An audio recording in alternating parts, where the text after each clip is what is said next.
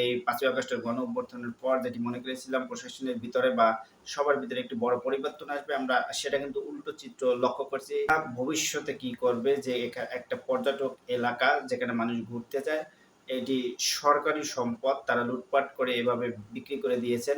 দুর্নীতি দমন কমিশন থেকে শুরু করে যেখানে বড় ধরনের করাপশন হয়েছেন, এনবিআর এ হয়েছেন এবং বিআরটিসি, বিআইডব্লিউটি আমরা বিভিন্ন সময় এবং পাসপোর্ট অফিস বিভিন্ন জায়গায় কিন্তু দুর্নীতির একটি আখড়ায় পরিণত হয়েছিলেন এবং ভূমি অফিসগুলোতে সরকার সেগুলোতে কিন্তু হাত দেওয়ার সাহসই পায়নি এবং সাহস দেখায়ওনি।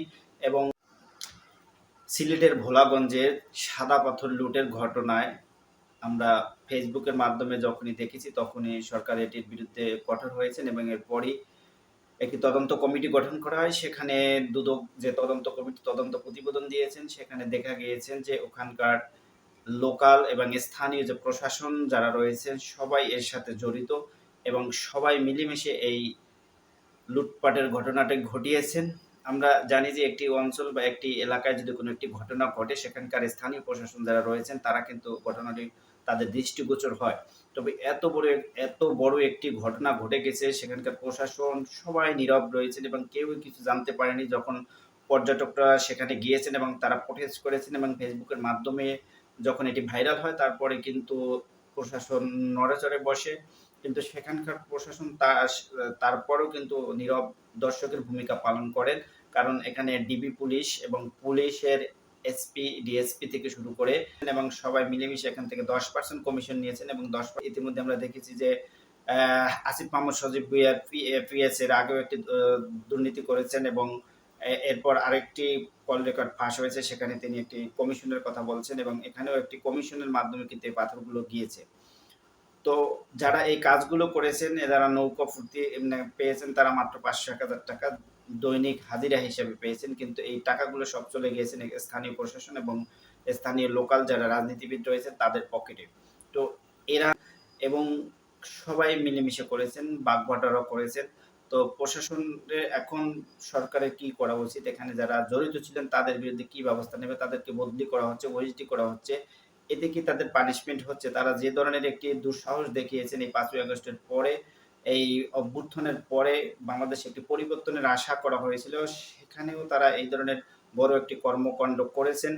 এখন তাদের বিরুদ্ধে কি ব্যবস্থা নেবে সরকার সেটি আসলে দেখার বিষয়। আমরা যেটা ভেবেছিলাম 111 এর সময় ফখরুদ্দিন মঈনুদ্দিনের সময় সরকার সব সেক্টরে যেভাবে একটি নাড়াচাড়া দিয়ে এবং প্রশাসন থেকে শুরু করে সবাইকে যেভাবে নাকানি চুবানি খেয়েছিলেন এবং রাজনৈতিক দলগুলোকে খাওয়িয়েছিলেন, আমরা ভেবেছিলাম ডক্টর মোহাম্মদ ইউনূস এসে সেটি করবেন। কিন্তু তিনি সব ক্ষেত্রেই ব্যর্থ হয়েছেন। তিনি সরকারে আছেন কিনা ফেসবুকে কোনো কিছু ভাইরাল না হওয়া পর্যন্ত কেউ জানতে পারছেন না বা দেশের চুরি ডাকাতি সব চিন্তায় সবকিছু বেড়ে যাচ্ছে।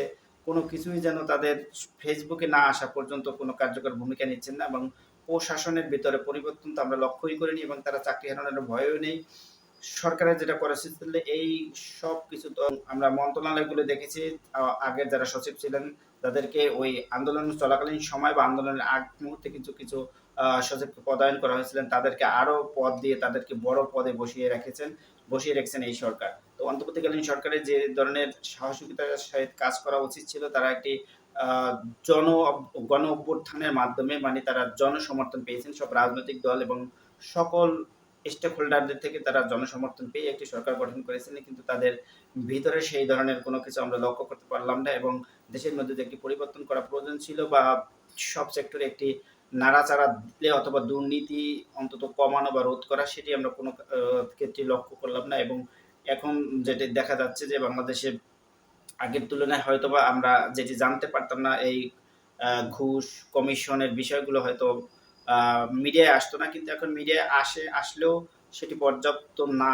এবং এখন কিভাবে এই সাহসগুলো তারা দেখাচ্ছেন এবং এই সরকারকে বসানোর পরে মানুষ মনে করেছিল দেশে একটি শান্তি শৃঙ্খলা আসবে এবং দেশের মধ্যে অনেক ধরনের পরিবর্তন আসবে এবং সিন্ডিকেট, ব্যবসা-বাণিজ্য যেসব ক্ষেত্রে আছে সব ক্ষেত্রেই কিন্তু একটি ভালো অবস্থানে যাবেন। কিছু ক্ষেত্রে গেলেও কিন্তু সরকার এই ধরনের কোনো কর্মকাণ্ডে তারা হাত দেয়নি এবং সরকার এই আগের যে মন্ত্রী এবং সচিবটা ছিল বা ডিসি, এসপি যারাই ছিল তাদেরকে কিন্তু শুধু ওএসডি করা হয়েছে ঢাকা থেকে বরিশাল, বরিশাল থেকে ঢাকা এভাবে নিয়ে আ শুধু এগুলো করেই সরকার বসে রয়েছেন। কিন্তু তাদের বিরুদ্ধে কোনো তদন্ত করা হয়নি।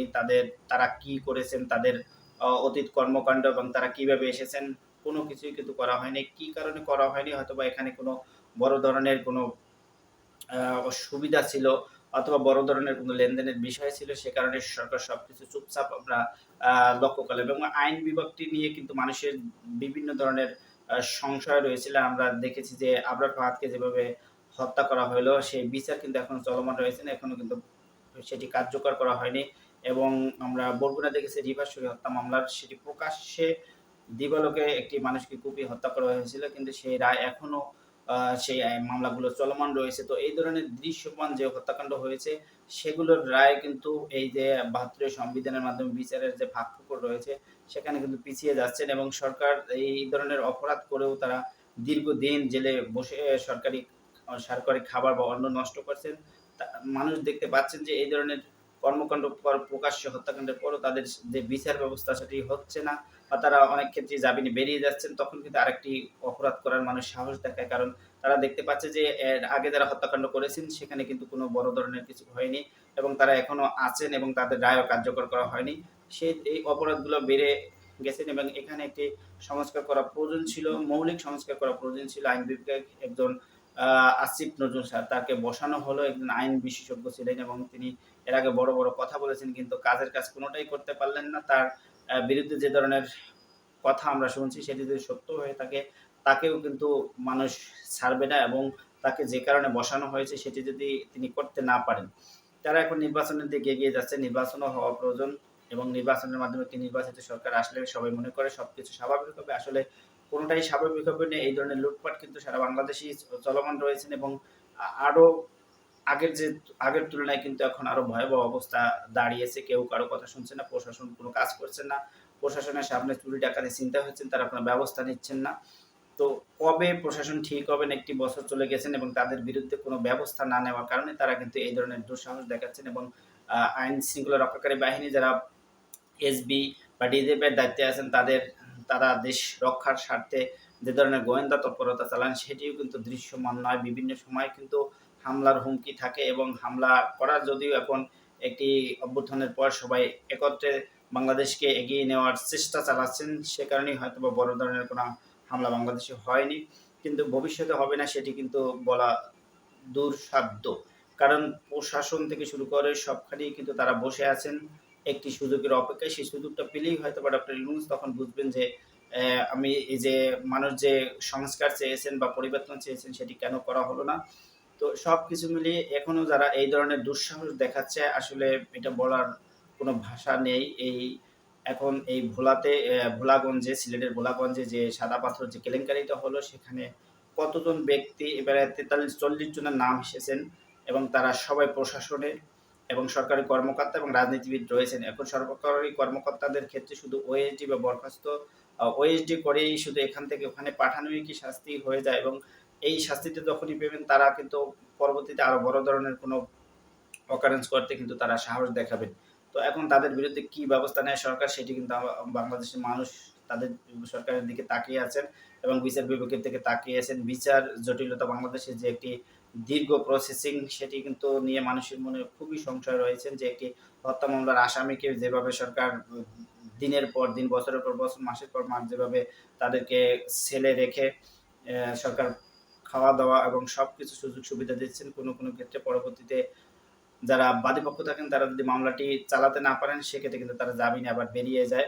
তো এই ধরনের যে আইন কানুন রয়েছে সেগুলোর পরিবর্তন করে যেগুলো দৃশ্যমান, যেগুলোর সাক্ষ্য প্রমাণ রয়েছেন অথবা যেগুলোর ভিডিও ফুটেজ রয়েছে যে প্রকাশ্য হত্যাকাণ্ডগুলো সেগুলোর বিচার কেন দ্রুত আইনে হচ্ছে না এবং সেগুলো কেন এত লেন্দি প্রসেস হবে, এই ধরনের আসলে আইন থেকেই বা লাভ কি? যখন একটি আইন করা হয় সেই আইনে একটি অপরাধ করা হয় সেই অপরাধীরা যখন শাস্তি না পায়, সেই শাস্তি না দেওয়ার কারণে কিন্তু আরেকটা অপরাধ করার যারা সাহস দেখায়, এটি বাংলাদেশের স্বাভাবিক। কারণ